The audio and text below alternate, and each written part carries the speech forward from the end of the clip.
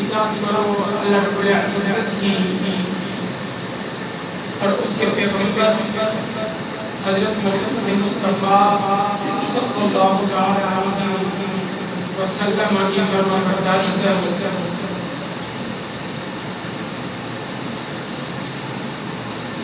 حضور علیہ السلام کے مبارک زمانے کے اندر کچھ لوگ ایسے تھے جن کو صحابہ کرام نے فرمایا کہ تم حضور علیہ السلام سے بارگاہ اقدس میں آؤ، وہاں سے فیض حاصل کرو اور رب کریم کی عبادت میں رب تعالیٰ کا قرب حاصل کرو۔ تو انہوں نے صحابہ کرام سے کہا کہ ہمیں تمہارے نبی کے پاس جانے کی ضرورت نہیں ہے، اللہ رب العزت ہم سے محبت کرتا ہے، ہم اس سے محبت کرتے ہیں، ہم اللہ رب العزت کے بڑے قریبی ہیں، تو ہمیں تمہارے نبی کے پاس جانے کی ضرورت نہیں ہے۔ تو اللہ رب العزت نے ارشاد فرمایا ان کنتم تحبون اللہ فاتبعونی یحببکم اللہ، کہ اے محبوب آپ کے لوگوں سے فرما دیجئے کہ جو لوگ یہ کہتے ہیں کہ آپ کے پاس آنے کی ہمیں ضرورت نہیں ہے، ہم اللہ رب العزت کی قریبی ہیں، اس کے بڑے نزدیک ہیں، معرفت یافتہ ہے، رب تعالیٰ کا ہمیں قرب حاصل ہے، کہ محبوب آپ لوگوں سے فرما دیجئے کہ وہ اگر اللہ سے محبت کرتے ہیں تو ان کے لیے ضروری یہ ہے کہ وہ آپ کی فرما برداری کریں۔ جب وہ آپ کی فرما برداری کریں، آپ کے پاس آئیں گے، آپ کی اطاعت کریں گے، اس کے بعد اللہ رب العزت انہیں اپنا محب بنا، پھر اللہ رب العزت کے قریبی بن جائیں گے۔ تو رب تعالیٰ نے اس آیت مبارکہ کے اندر ہمارے لیے یہ سبق ہے کہ جب تک ہم حضور علیہ السلام کی بارگاہ اقدس کے اندر پہنچیں گے نہیں، حضور کی فرما برداری اور حضور علیہ السلام کی اطاعت، آپ کا ادب، آپ کی توقیر، آپ کی تعظیم نہیں کریں گے، تب تک ہم اللہ رب العزت کا قرب حاصل نہیں کر سکتے۔ اللہ رب العزت اگر ہمیں قرب چاہیے، اس کی معرفت چاہیے، تو اس کے لیے ضروری یہ ہے کہ ہم محمد صلی اللہ علیہ وسلم کے جو احکامات ہیں ان کی پابندی کریں، ہم ان کے اوپر چلیں، اس راستے کے اوپر چلیں جو راستہ حضور علیہ السلام نے ہمیں دکھلایا ہے۔ جس راستے کی اوپر چلنے کے لیے ہم ہر نماز کے اندر رب تعالیٰ کی بارگاہ میں دعا کرتے ہیں کہ اہدنا الصراط المستقیم، کہ مولا کریم ہمیں سیدھے راستے کی ہدایت عطا فرما۔ وہ راستہ صرف وہی ہے جو حضور علیہ السلام نے اپنے امتیوں کو بتایا۔ حضور علیہ السلام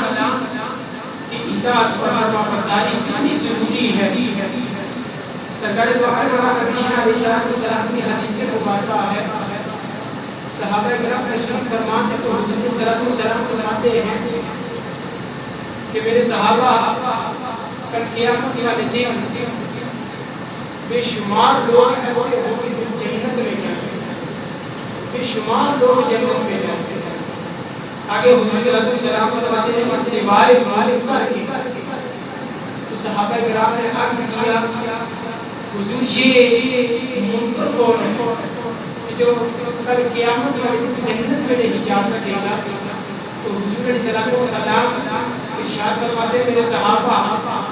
جس نے دنیا کے اندر رہتے ہوئے میری اطاعت اور فرما برداری کی وہ کل قیامت کے اندر جنت میں جائے گا، اور جس نے میری اطاعت نہ کی اس نے میرا انکار کر دیا، وہ منکر ہو گیا ہے، یعنی کہ وہ منکر کل قیامت والے دن حضور صلی اللہ علیہ وسلم کی ارشاد مبارکہ کے مطابق جنت میں نہیں جا سکتا۔ تو اللہ رب العزت ہمیں حضور علیہ السلام کی اطاعت اور فرمانبرداری کرنے کی توفیق عطا فرمائے، کہ وہ راستہ جو حضور صلی اللہ علیہ وسلم نے ہمیں دکھلایا، وہ تعلیمات جو حضور صلی اللہ علیہ وسلم نے حدیث مبارکہ کے مطابق ہمیں بتائی ہے، وہ راستہ کی جو سنت کہلاتا حضور صلی اللہ علیہ وسلم کی، ہمیں رب تعالیٰ اس سنت پہ اس راستے پہ چلنے کی توفیق عطا فرمائے۔ حضور صلی اللہ علیہ وسلم کی اطاعت، حضور کا حکم، یہ حضور کی اطاعت ایسی چیز ہے کہ جب بندہ حضور کی اطاعت کرتا ہے تو اللہ رب العزت اسے اس دنیا کے اندر ہی کامیابی عطا فرماتا ہے، اور آخرت میں بھی رب تعالیٰ اسے کامیاب و کامران پر نصیب فرماتا ہے۔ وہ اطاعت کرنے والے اب دیکھا جائے گا، ہم تو انسان ہیں،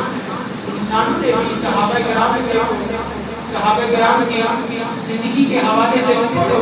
تو ہمیں پتہ چلتا ہے کہ انہوں نے حضور صلی اللہ علیہ وسلم کی اطاعت و فرمانبرداری کیسے کی۔ کہ ایک صحابی رسول حضور کی بارگاہ میں آتے ہیں اور پنک کلر کا گلابی کلر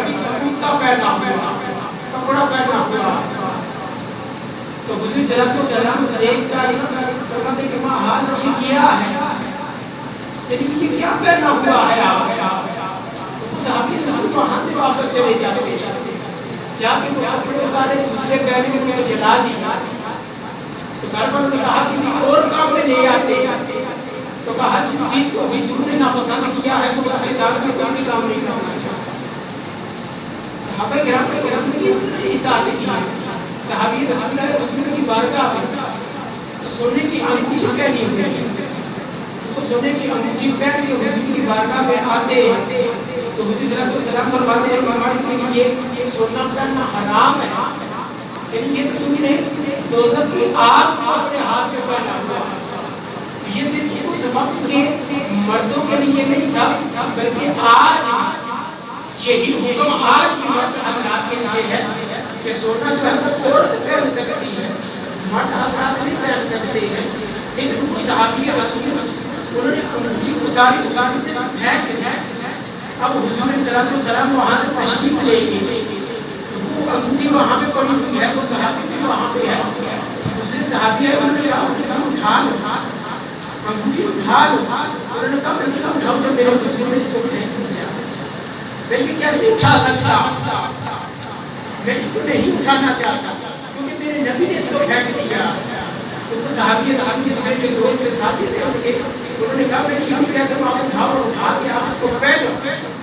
آج نہیں پھر کبھی پہن لینا نہیں، اس کو بیچ دے، بیچ کے اس کے ساتھ کوئی اور کام کر لینا،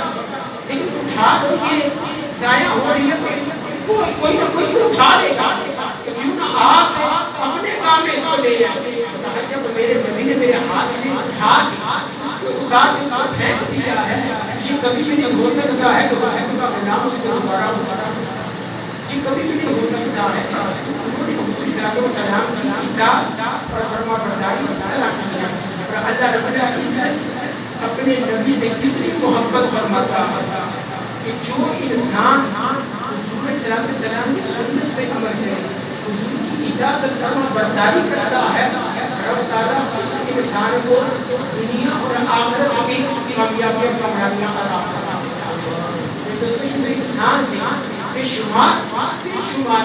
ایسے مسائل ہیں، ایسے واقعات ہیں جو ہمیں اس چیز کی طرف کھینچتے ہیں، بلاتے ہیں کہ دیکھو حضور صلی اللہ علیہ وسلم کے غلام جو تھے وہ اس طرح کے دعا کرتے ہیں۔ میرے دوستو حضرت ثوبان رضی اللہ تعالیٰ عنہ حضور صلی اللہ علیہ وسلم کے صحابی ہیں، یعنی کہ حضور کی اطاعت اور فرمانبرداری انسانوں نے تو خیر کی ہے، جانور جو تھے وہ بھی حضور کی اطاعت کیا کرتے ہیں، درخت ہیں وہ بھی کیا کرتے ہیں، چاند اور سورج ہیں وہ بھی حضور کی اطاعت کرتے ہیں۔ چاند کا تو آپ کو پتہ ہے کہ حضور صلی اللہ علیہ وسلم کو کفار و مشرکین نے کہا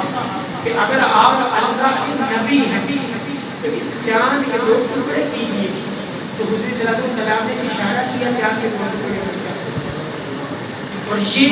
اس وقت کی جو دنیا تھی، یہاں پہ آپ کو بتاتا ہوں، اس دنیا کے اندر رہنے والے جو لوگ تھے، صرف مکہ مکرمہ کے اندر جو لوگ تھے انہوں نے نہیں دیکھا تھا، بلکہ ہماری مقدس کتابوں کے اندر موجود ہے کہ دنیا کے کس کس حصے میں اس وقت جو مخلوق خدا تھی انہوں نے بھی دیکھا تھا کہ چاند کے 8 2 ٹکڑے ہوتے ہیں، اور کس دیش کے اندر، کس ملک کے اندر، کس جگہ اس وقت قائم کیا تھا وہ بھی لکھا ہوا ہے۔ یہ صرف مکہ مکرمہ کے اندر نہیں، کوئی جادو نہیں تھا کہ وہاں کے لوگوں نے صرف دیکھا ہے، بلکہ پوری دنیا کے اندر جہاں بھی اللہ رب العزت کی مخلوق بسنے والی تھی انہوں نے دیکھا تھا کہ چاند کے 8 2 ٹکڑے ہو گئے۔ وہ چاند صلی اللہ علیہ وسلم اشارہ کرتے ہیں تو وہ بھی آپ کی انگلی کا اشارہ دیکھ کر 2 ٹکڑے ہو جاتا ہے۔ کیوں ہو رہا ہے؟ اس چاند کو بھی پتا ہے کہ میرے اندر یہ جو چاندنی ہے، یہ جو روشنی ہے، یہ جو نور ہے، یہ تبھی باقی رہ سکتا ہے جب تک میں حضور صلی اللہ علیہ وسلم کی اطاعت و فرما برداری کرتا ہوں۔ میرے دوستو، یہاں پہ مجھے ایک اور بات کی یاد آتی ہے، سیدنا عباس رضی اللہ عنہ حضور صلی اللہ علیہ وسلم کے چچا، حضور صلی اللہ علیہ وسلم کی بارگاہ میں عرض کرتے، حضور میں نے آپ کو دیکھا کہ بچپن کا زمانہ تھا آپ کمرے کے اندر آرام فرما رہے ہیں، اور میں نے دیکھا کہ آپ اپنے مبارک کو ہلاتے ہیں، کوئی بات کرتے ہیں، اور ایسی لغت میں، ایسی زبان میں بات کرتے ہیں جس کو میں نہ جانتا ہوں، اور آپ بات کرتے ہیں اور محسوس ہوتا ہے کہ وہ چاند جو ہے تو آپ کی باتوں کو سن رہا ہے، اور وہ آپ سے باتیں کرتا ہے، آپ اس کے ساتھ اس کی باتوں کو سن رہے ہیں۔ اور حضور آپ انگلی مبارک ہلانا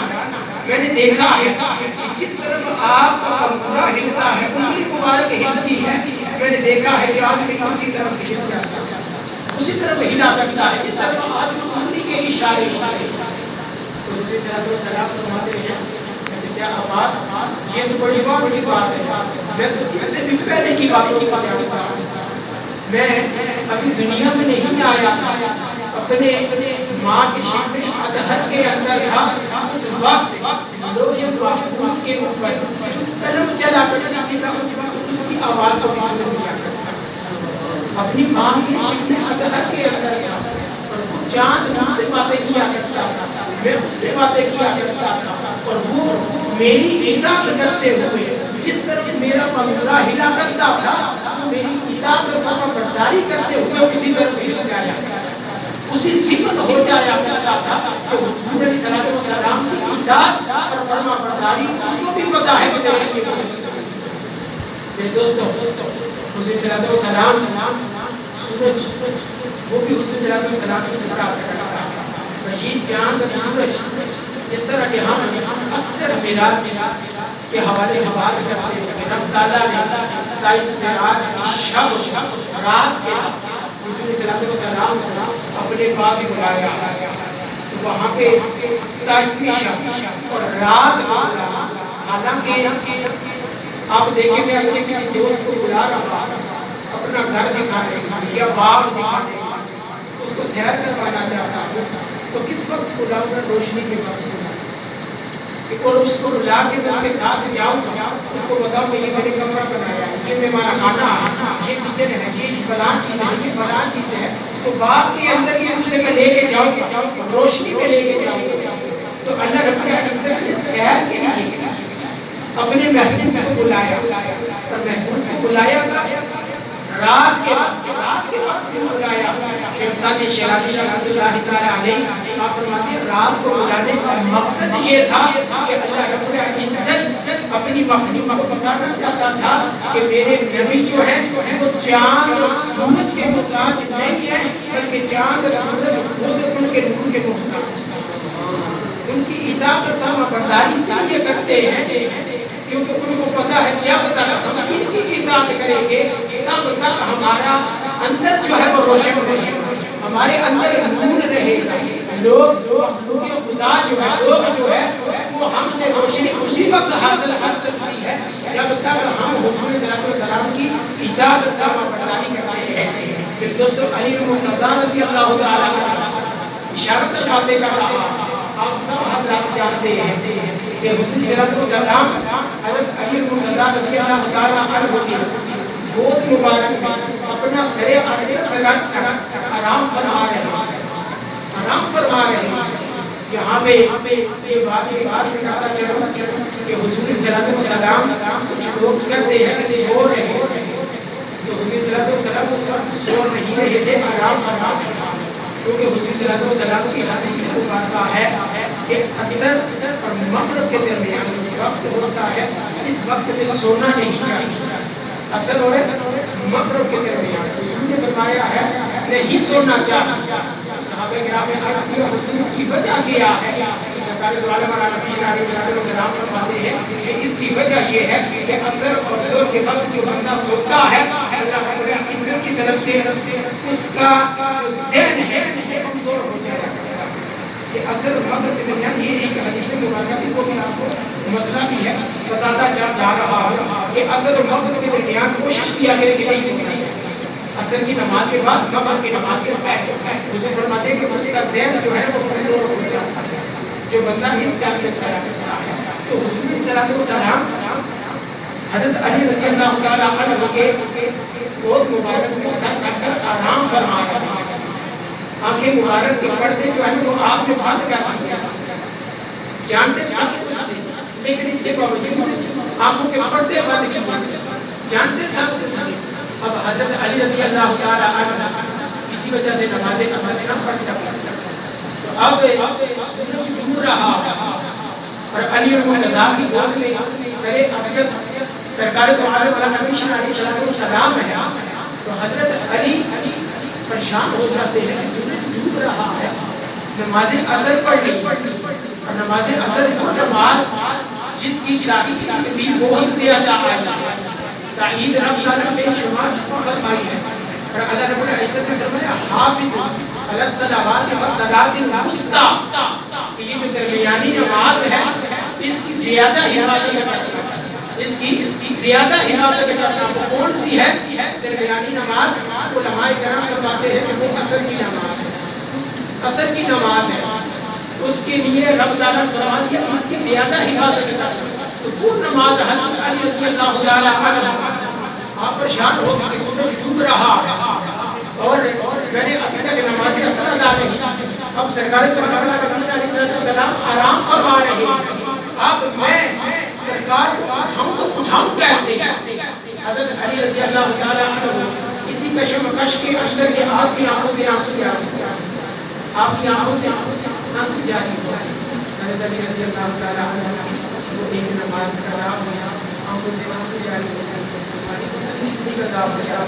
میں نے ہمارے کا سوچا فکر نہیں کی ہے، تو حضرت علی کی آنکھوں سے آنسو جاری ہوا، سرکار جو عالم علیہ السلام آنکھ مبارک کھول کے حضرت علی سے پوچھا علی کیا بات ہے، کیا ہوا، کس چیز نے تجھے بلا کے کیا ہے، کیا بات ہے، تم کیوں پریشان ہے، کیا؟ تو حضرت علی رضی اللہ تعالیٰ عنہ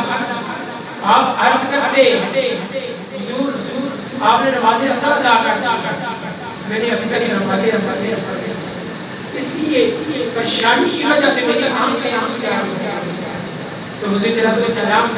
حضرت علی رضی اللہ تعالیٰ عنہ سے فرماتے ہیں کوئی بات نہیں، حضور صلی اللہ علیہ وسلم دعا کے لیے ہاتھ اٹھاتے ہیں، اور رب تعالیٰ کی حدیث مبارکہ کی کتابوں میں یہ حدیث مبارکہ موجود ہے، کتنے دفعہ بندہ یہ بھی کہہ سکتا ہے کہ ہمیں اعتراض ہے اس سورج واپس نہیں آیا ہے، تو حدیث مبارکہ میں شمار کتابوں کے اندر یہ بات موجود ہے کہ حضور صلی اللہ علیہ وسلم نے دعا اور حضور نے دعا کیا، حضور صلی اللہ علیہ وسلم کے الفاظ کیا تھے؟ حضور کے الفاظ یہ تھے کہ مولا علی تیری اور تیرے نبی کی اطاعت میں قسم، علی تیری اور تیرے نبی کی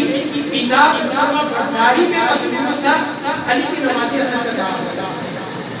اب ان باتوں میں ان الفاظ میں غور کیجیے کہ علی تیری اور تیرے نبی کی اطاعت میں قسم، تو ہماری عرض یہ ہے کہ رب تعالیٰ کی جو عبادت ہے اس کا جو ذکر و اذکار ہے، نماز ہے، اس کو چھوڑنا رب کی اطاعت ہے کہ اس کو پڑھنا رب کی اطاعت ہے؟ اس کو پڑھنا رب تعالیٰ کی اطاعت ہے نا، تو حضرت علی نے نہیں پڑھی، لیکن حضور کیا فرما رہے ہیں کہ مولا علی تیری اور تیرے نبی کی اطاعت میں مصروف تھا، تو علی کی نماز عصر قضا ہو گئی، تو مولا سورج کو عصر کے مقام پہ واپس آ تاکہ علی اپنی نماز ادا کرتا۔ آپ میری بات کو سمجھے نہیں ہے؟ اللہ رب العزت کی نماز ادا کرنا یہ رب تعالیٰ کی اطاعت ہے کہ نہیں ہے؟ رب تعالیٰ کی اطاعت ہے کہ نہیں ہے؟ نماز پڑھنا کہ رب کی اطاعت ہے، تو حضرت علی کی نماز قضا ہو گئی، تو حضور کے الفاظ کیا ہے علی تیری اور تیرے نبی کی اطاعت میں قسم، تو بات سوچنے والی ہے۔ تو اب سوچنا ہم نے کیا ہے کہ حضور صلی اللہ علیہ وسلم نے جو یہ الفاظ ادا فرمائے ہیں کہ مولا علی تیری اور تیرے نبی کی اطاعت میں مصروف تھا، اس کا مطلب یہ ہے کہ رب تعالیٰ نے فرمایا ہوا ہے اور قرآن پاک کے اندر میں شمار جگہ پہ کہ اللہ رب العزت کی اطاعت اصل میں ہے کیا؟ اس کے نبی حضرت محمد مصطفیٰ صلی اللہ